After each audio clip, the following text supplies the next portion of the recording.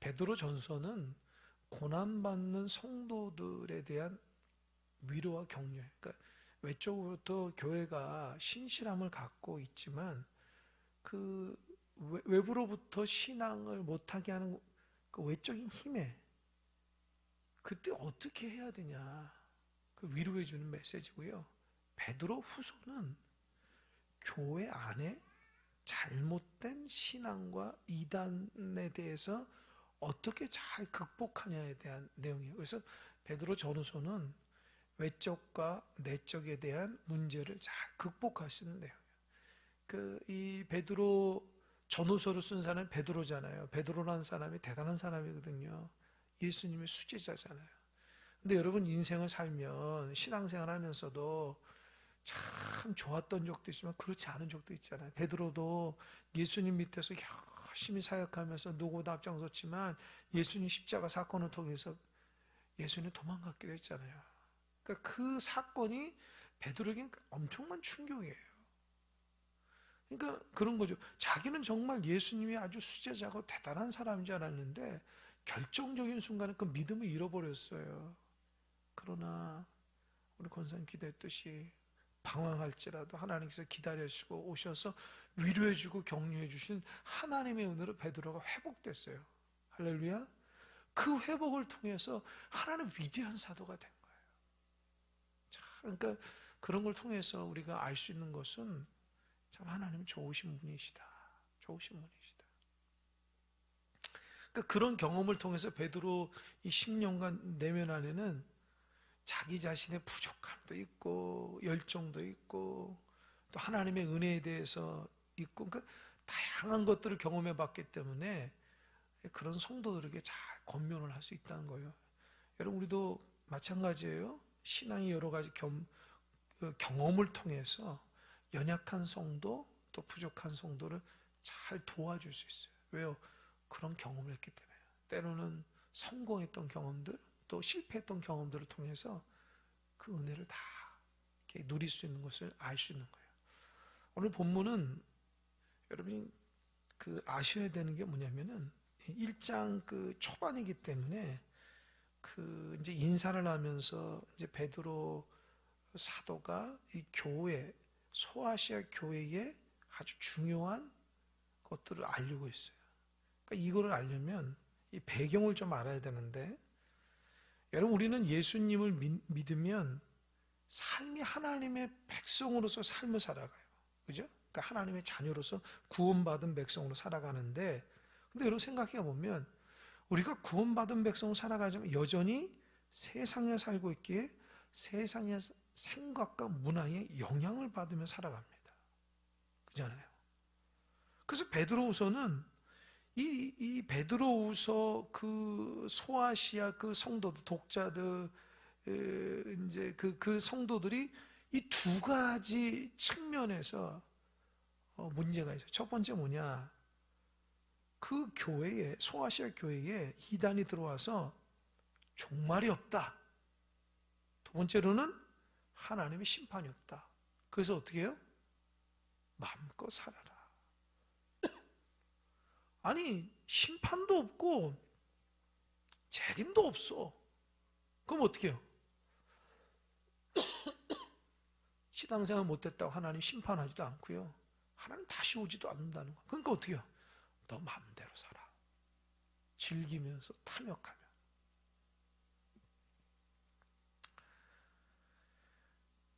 여러분, 혹시 그런 생각을 해보신지 모르겠어요. 이 똑같이. 근데 우리가 정말 신앙생활 열심히 하신 분들은 되게 절제가 많거든요. 그죠? 절제하고 가고 싶어도 안 가고, 그죠? 또 뭡니까, 세상에 가지고 안 가고 정말 하나님 말씀대로 살려고 그러고, 내 뜻대로 오직 주님 뜻대로 절제하며 살아가거든요. 근데 만약에 이게 다 뻥이라고 생각해 보세요.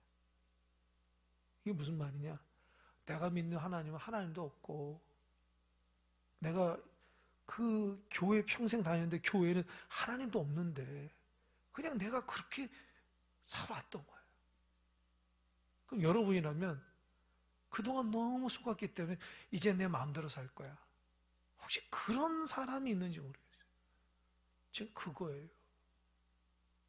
소아시아 교회 성도들이 예수님 믿고 믿음 생활하며 바르게 살고 절제하며 고난도 이겨내는데 어느 누가 탁 들어와서 야 종말도 없고 재림도 없어. 하나님 심판도 없어. 그러니까 어떻게 너 마음대로 즐기면서 살아. 그러니까 그때의 소아시아 교회 어떤 성도들은 맞아. 내가 그동안 너무 억울했어. 놀지도 못하고 즐기지도 못하고 이것도 하지 않고 저것도 하지 않고 너무 절제해서 이제부터는 내 마음대로 살 거야 라고 하면서 신앙이 흔들렸다. 그게 베드로 사도가 베드로후서에서 초반에 말하고 있는 메시지. 그리스도의 재림도 없고 심판도 없다며 가르치며 욕망을 따라 살도록 부추기는 자들이 교회 안에 있었기 때문에 성도들이 어느 순간 하나님에 대한 신실함을 잃어버려요. 하나님이 살아있다는 것을 잃어버려요. 그리고 내가 원하는 대로 살고 싶은 욕망대로 삽니다. 이에 베드로 사도는 편지를 보내서 뭐라고 얘기하냐? 이 믿음을 강조해요. 그게 1절입니다. 1절 한번 볼까요? 시작. 예수 그리스도의 종이며 사도인 시몬 베드로는 우리 하나님과 구주 예수 그리스도의 의를 힘입어 동일하게 보배로운 믿음을 우리와 함께 받은 자들에게 편지하노니. 그죠? 그러니까 믿음 생활하다가 누가 유혹을 해가지고 야 재림도 없고 심판도 없어 하니까 그 가졌던 그 평상에 가졌던 마음이 그냥 다 사라져. 자기 욕망으로 막 살고 싶은 성도들에게 뭐래요? 나는 그리스도의 종이고 나는 사도인데 하나님과 구주 예수 그리스도의 의를 힘입어 이제껏 살아갔다는 거예요. 그러니까 내가 이제껏 살아간 것은 하나님의 은혜고 예수 그리스도의 의 때문에 지금 살아간 건데 그렇게 살아가는데 너희들도 동일하게 보배로운 믿음을 나와 함께 받았지 않냐. 여러분 믿음이 뭐예요? 보배롭다 그래요. 여러분 갖고 있는 믿음이 소중한 것입니다. 소중한 믿음을 가지시기 바랍니다. 할렐루야. 제가 어제인가? 어제 저기 장례식장 사무실에서 뭘 이제 상담하려고 있었는데 어느 이제 가족이 막 급하게 들어와가지고 이제 장례식장을 잡는 거예요. 이 식구들이 막 상기돼 있고 막 어쩔 줄 몰라요. 그럼 그것만 보고 내가 올라갔는데 좀 있다 보니까 이제 우리 그 빈소 옆에 빈소로 차렸더라고요. 보니까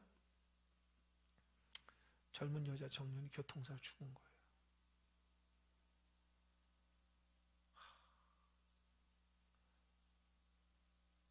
제가 그걸 보면서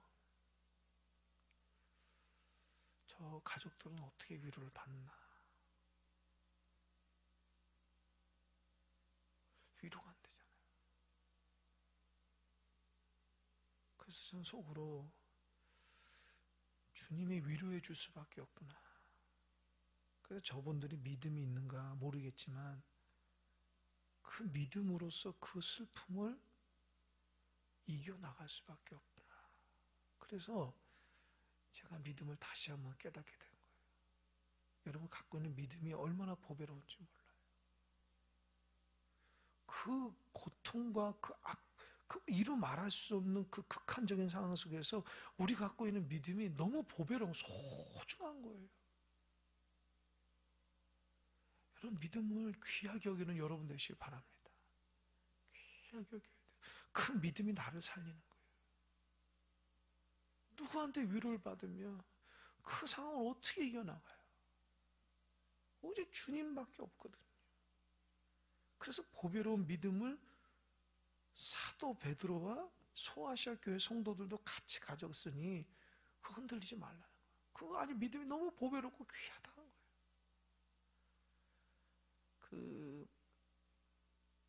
여러분 우리는 이제 어리서부터 이제 여러분 성도들 중에는 어리서부터 신앙을 가지고 쭉 자라서 이제까지 오신 분이 있을 거예요.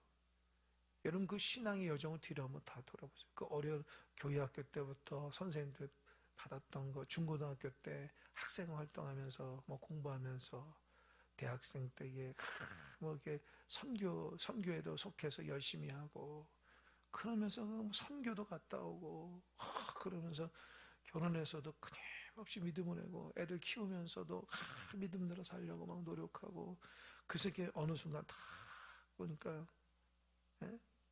파파 할머니, 파파 할아버지가 됐는데 그 믿음의 여정이 얼마나 귀한 거냐. 그의 믿음의 여정을 누가 따라갔어? 그가 평생을 쌓았던 믿음을 얼마나 보배롭고 존귀하냐고요. 그래서 소중히 여기는 여러분 되시기 바랍니다. 하루아침에 망가지는 게 아니에요. 평생에 쌓이는 거예요. 쌓이는 거예요. 평생에 여러 가지 모양으로 힘들어도 그래도 믿음은 계속 흘러가거든요. 그래서 그 믿음이 돼가지고 나이 들어서 할머니 할아버지까지 오셨을 때 그 사람이 갖고 있는 믿음의 연륜과 그 믿음의 삶의 모습들은 보석 같은 거예요. 보석 같은 거. 여러분들 그 보석을 잘 간직하며 살아가는 여러분 되시길 바랍니다. 그래서 베드로 사도가 그 성도들한테 너희들의 믿음 보배로운 거야. 그 믿음 잊어버리면 안 돼. 그러면서 2절 하나님과 우리 주 예수를 알므로 은혜와 평강이 너에게 더욱 많을지어다. 그러니까 아까 말한 것처럼 그렇게 열심히 살다가 재림도 없고 심판도 없다고 하니까 마음이 붕 떠가지고 탐욕스럽게 살아가는 성도는 그러지 말라는 거예요. 어떻게 해요? 하나님과 예수 그리스도를 알므로 너희 마음속에 평강과 은혜가 더 많아질 거라는 거예요. 여러분 내 마음대로 막 하면 즐거울까요? 여러분 생각해 보세요. 여러분이 내가 원하는 대로 내 삶을 살고 싶다고 막 해보세요. 그러면 행복을 즐거워 아니에요. 그러니까 사람이 욕망이라는 거 있어서 그런 거를 어떤 그 쟁취하고 노력해서 얻고 하는 그런 어떤 욕망의 에너지가 있어요. 근데 그걸 딱 잡으면요, 그거 있어요. 어느 순간 확 꺾여요. 그런 거 있죠. 뭐 여러분도 아시겠지만 그렇게 집이 없어가지고 그냥 고통스럽게 그냥 고생하면 집을 탁 얻어가지고 그 집에 이제 탁 들어가 이제 이건 내 집이야 라고 해서 탁 잠을 잤을 때 그 좋은 게 얼마 갈까요? 좀 있으면 아이고 집이 너무 좁아서 큰일 났네. 만족감이 없어요. 그죠? 만족감이 없어요. 그러니까 어떻게 해요? 또 다른 좀 넓은 집으로 가자. 또 가서 열심히 노력해서 어떻게 해서 넓은 집으로 탁 가서 그냥 마당을 다니면서 내가 이런 넓은 집에 산다. 그 다음날 또 마당 쓰냐고 죽는 거예요. 그 넓은 집 청소하냐고.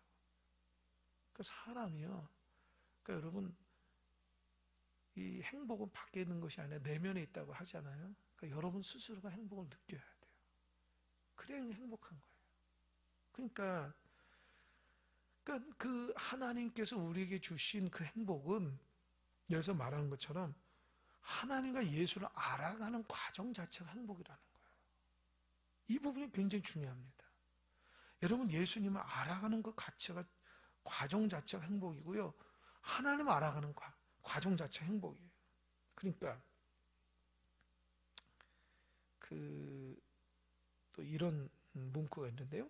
여러분 영적인 눈이 어두운 사람은 이 구원의 과거와 현재와 미래를 잘 모른다는 거예요.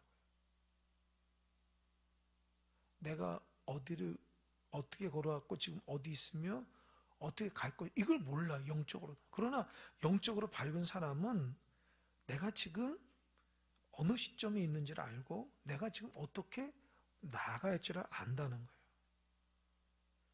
그래서 내가 지금 과거로부터 어떻게 있고 왔고 현재 어떻게 있고 미래를 따라가는데 이거는 예수님을 알아가면서 가는 과정이라는 거예요. 예수님을 알아가면서 가는 거예요. 그러니까 내가 이거를 알고 내가 이런 경험하고 그게 중요한 것이 아니라 내가 예수 그리스도를 과거로부터 알아가고 예수님과 순간순간 알아가면서 나의 풍성함이 좀 더 커지는 거예요. 그리고 주님이 원하시는 대로 그 미래를 향해서 예수님과 함께 발맞춰 가는 거예요. 그게 신앙이라는 거예요. 그러니까 하나님과 우리 주 예수를 알므로 은혜와 평강이 너에게 더 많아질 것이다. 여러분, 예수님을 잘 알아가는 여러분 되시기 바랍니다. 힘써 알아가세요. 그러면 마음속에 은혜와 평강이 남죠. 그래서 은혜는 그 어떤 거죠? 값없이 주는 거니까 감사하는 마음이에요. 그래서 신앙생활하면서 감사하는 마음이 있는 사람은 예수님을 잘 알아가려고 노력하는 사람이에요. 두 번째, 평강, 하나님 주시는 그 고요함이거든요. 이 마음이 고요해요. 그러니까 막 풍랑이 일고 막 요동당하거나 그런 마음은 어떻게 해요? 예수님을 알아갈 때 생긴다는 거예요. 제가 이 짧은 시간에 이 말씀을 깨달으면서 느낀 거, 그렇구나.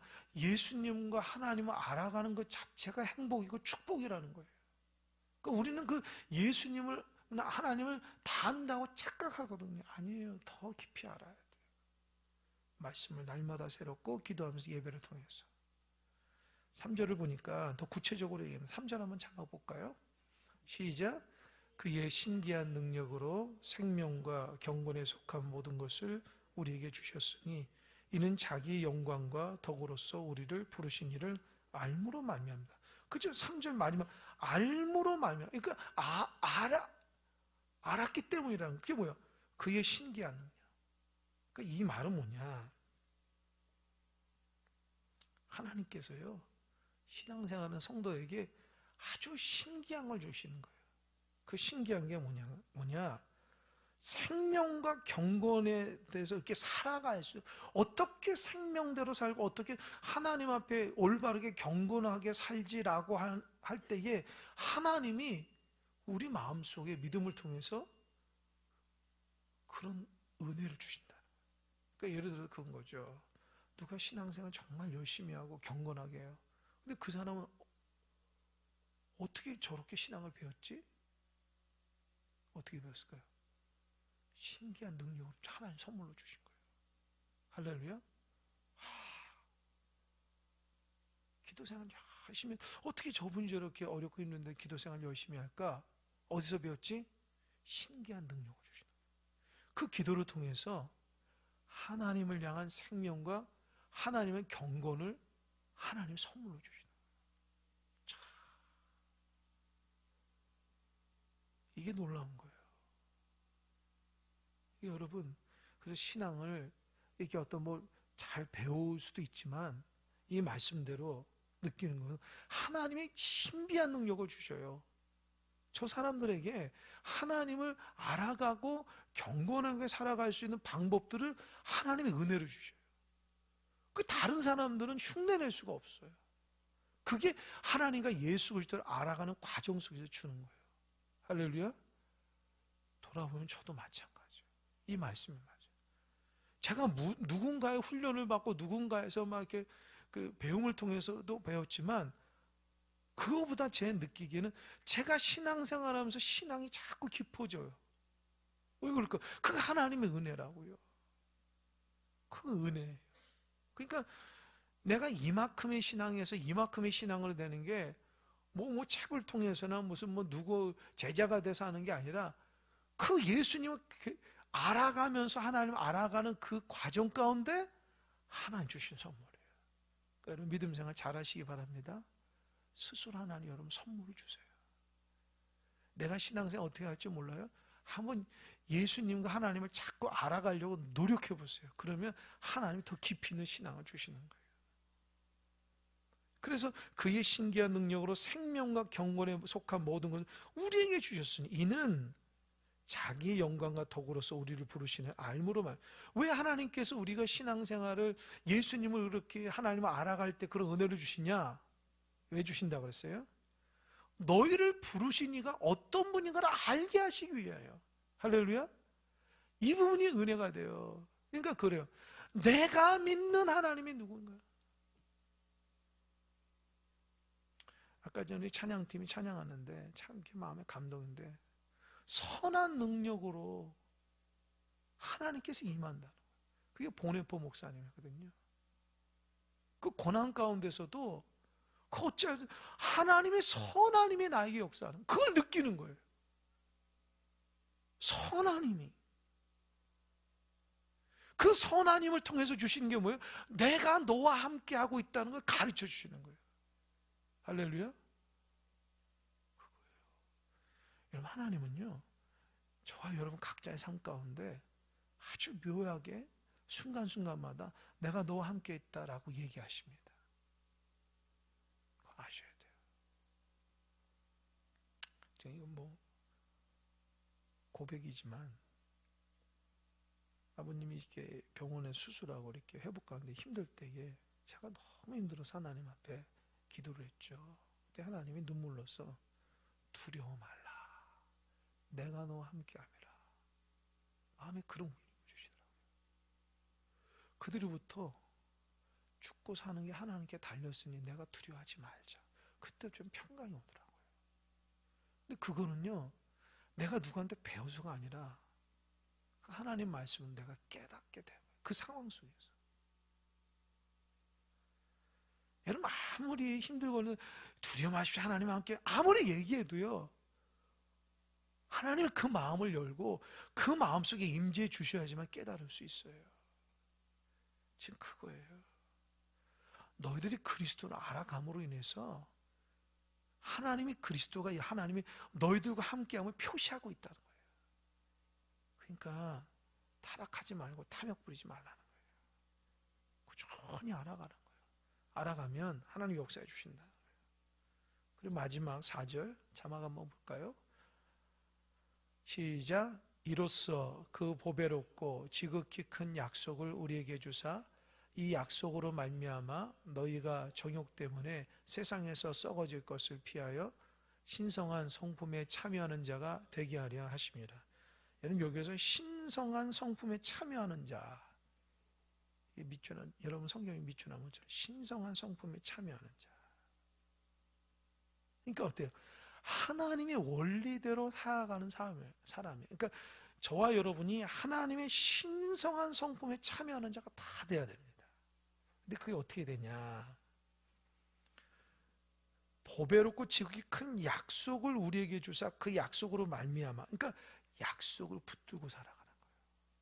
그러니까 아까도 말한 것처럼 내가 지나가온 과거, 내가 현재 위치, 앞으로 나아갈 미래, 그걸 생각해 보면서 내가 어떻게 해야지 현재에서 미래를 바라보냐면 뭐죠? 하나님의 약속을 붙들고 살아가는 거예요. 막연하게 어떻게 살지, 어떻게 하면 잘 살지가 아니라 하나님의 말씀을요, 소망의 메시지로 삼고 살아가는 여러분 되시길 바랍니다.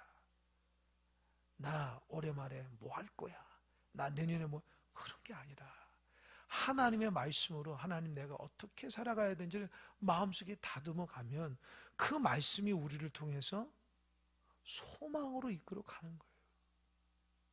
그러니까 여러분, 제가 짧은 시간에 묵상하지만 그렇게 되면은 뭐가 나타나냐? 4절 중반에 보니까 우리에게 주사 이 약속으로 말미암아 너희가 정욕 때문에 세상에 썩어질 것을 피한다라는 거예요.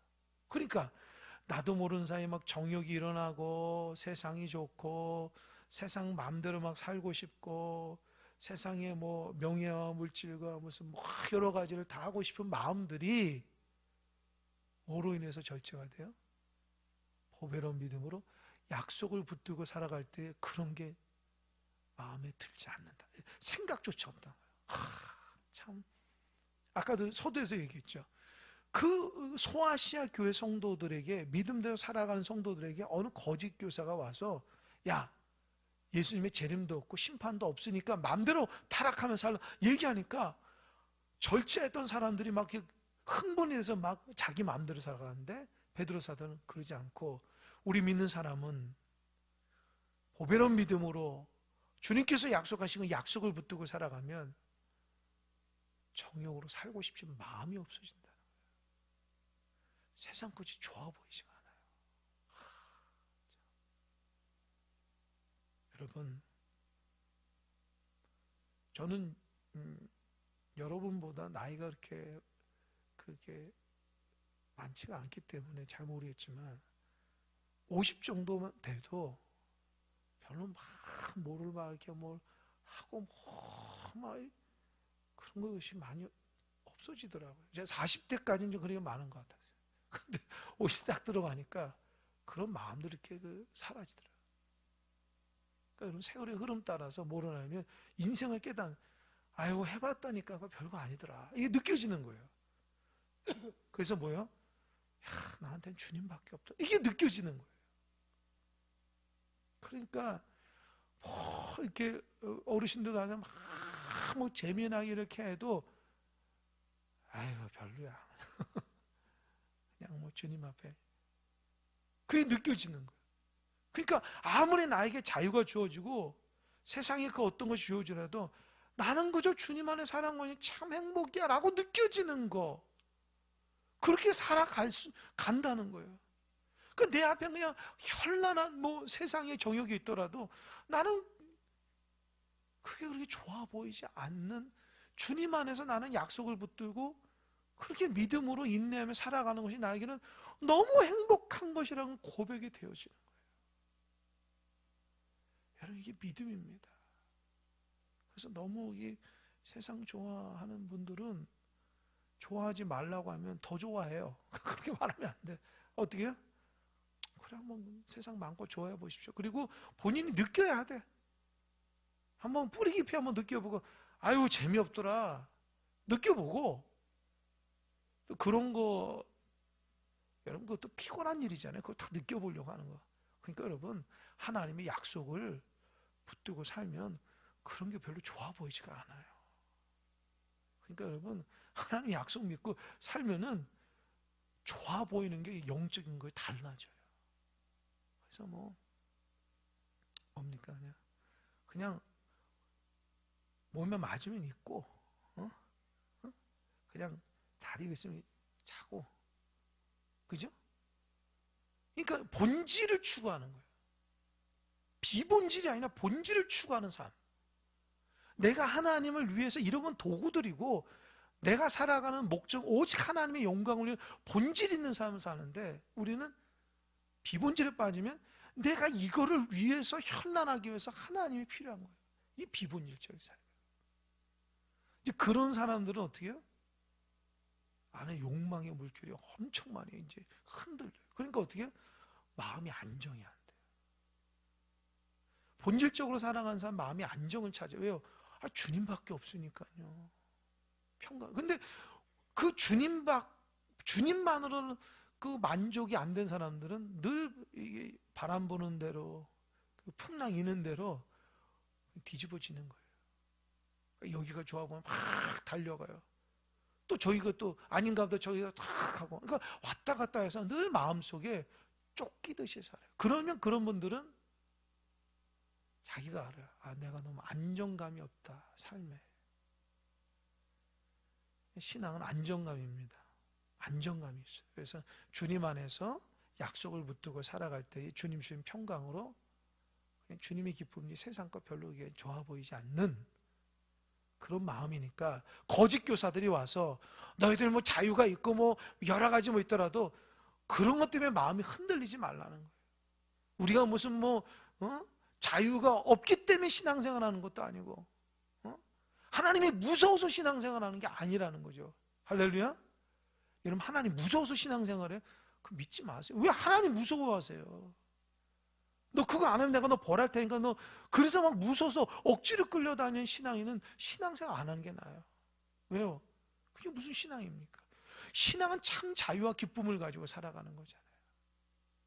내가 주님과 함께 동행하며 그 기쁨을 가지고 살아가는 신앙인데, 그 기쁨을 잃어버리고 무슨 숙제하듯이, 무슨 밀는 일을 하듯이 그런 신앙이 아니라 참된 기쁨과 평강을 가지고 주님밖에 없다, 그런 평강으로 살아가는 우리 성도님들 다 되시기 바랍니다.